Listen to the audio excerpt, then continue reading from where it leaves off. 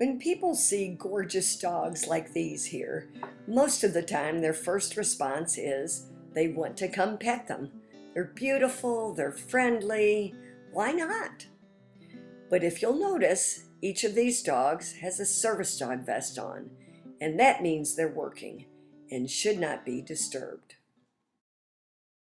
Hi, I'm Kathy Powell. I am the director and head trainer for Loving Angel Service Dogs, and this is my service dog, Duffy. And this is what I want to talk to you about today, is what is the courteous thing to do when you come across someone with a service dog. And of course, generally the way you know they're a service dog is if they have a vest on or if you see them helping someone.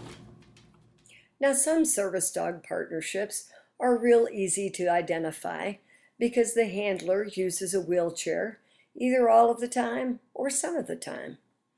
And then there are those partnerships where it's not as obvious, and that's because their dog may be trained to help with a hidden disability like diabetes or seizures or autism support. All of these dogs that you see here have been highly trained as service dogs, and they have very important jobs to do for their handlers. Many times it's not possible to tell what their job is by just looking at the team, but you need to know that they have a job to do. Sometimes they look like they're just chilling, and it would be okay to pet them, but it's not because they're still working. When you see a service dog, the best way to admire the dog and to appreciate the dog is to do it from a distance.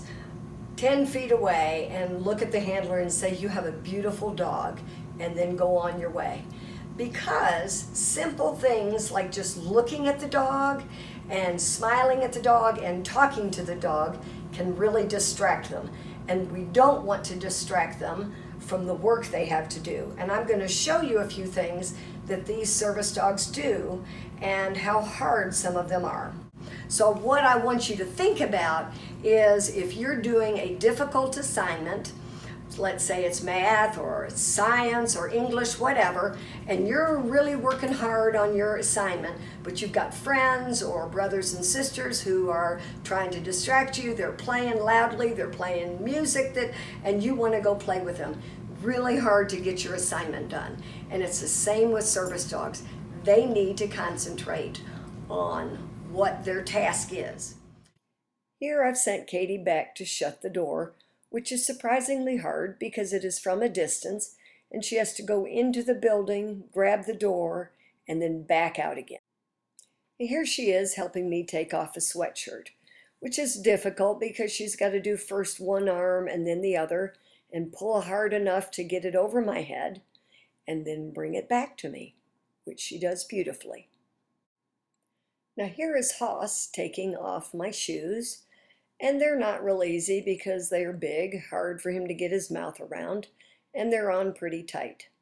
But he works at it and figures out how to do it. And the lucky students at Fossil Ridge are going to get to see Murphy in action as he helps out his handler, Miss Corsetti, one of the 7th grade math teachers.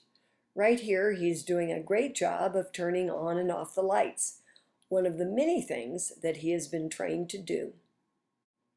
One of the handiest things that service dogs do is pick up dropped items for their handler. And this metal pen that I dropped is very slippery and hard to pick up, but Murphy has such heart, he sticks with it and gets it done. But could he have done it if someone had been distracting him? One of the things that Murphy has been trained to do is pick up objects off the floor and put them in a basket. And he does it quite well and has lots of fun with it. And I'll bet there are a few of you out there who would love to have a dog help you clean up your room and put things away. Now here he is opening a very heavy door. This is a tough task because he's got to do it quickly and he's got to pull really, really hard. But he does it. Duffy wants you to know that those service dogs you just saw are all his babies, and he's very proud of them.